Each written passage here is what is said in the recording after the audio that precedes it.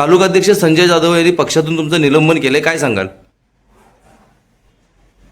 तालुकाध्यक्ष संजय जाधव यांनी माझं निलंबन केल्याचं मला प्रसारमाध्यमातून समजतंय. अशा आशयाचं कोणतंही पत्र मला प्राप्त झालेलं नाही. किंबहुना कोण संजय जाधव मला निलंबित करणार? त्यांना कोणता अधिकार आहे? तालुकाध्यक्षांना पक्षातून निलंबन करण्याचा तालुकाध्यक्षांना कोणताही अधिकार नाही. हे पहिल्यांदा घटनेच्या विरोधात त्यांनी केलेलं आहे. मी त्यांना सांगेन, संजय जाधव, आपला पगार किती? आपण करताय काय? आपण बोलताय काय? पक्षहिताच्या दृष्टी तुम्ही करताय. पक्षहिताच्या गोष्टी करत असताना जर आपल्याला तालुकाध्यक्ष पदात थांबायला सांगितल्यानंतर प्रदेशाध्यक्षांच्या विरोधात आपण आपल्या सहकार्याने प्रसारमाध्यमांना दिलेल्या बातम्या अजून आम्ही विसरलेलो नाही. परंतु तालुकाध्यक्ष झाल्यानंतर आपण काय केलंय? किती पक्षहिताचं काम केलंय? किती कमिट्या केल्यात? ग्राम कमिट्या कार्यकारिणी आपली जाहीर केलीत का? पक्षात प्रवेश किती केलेत? पक्षाचे मेळावे किती घेतलेत? काय पक्षाच्या दृष्टिकोनातून आपण नगरपालिका निवडणुका झाल्या याच्यामध्ये आपण काय, आपला सहभाग काय होता?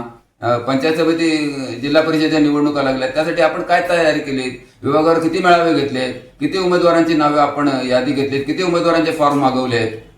इच्छुक उमेदवारांचे याचं कोणतंही आपण काम केलेलं नाही. संजय जाधव नुसत्या बाता मारण्याचं काम आपण करताय पक्षहिताचं. आपण जिल्हाध्यक्ष आपले भाऊ असल्यामुळे कदाचित बंधू प्रेमापोटी आपण करत असाल, पण पक्षहिताच्या दृष्टिकोनातून आपलं वक्तव्य पूर्णपणे चुकीचं आहे. तालुकाध्यक्ष म्हणून आपल्याला कोणताही अधिकार नाही निलंबन करण्याचा.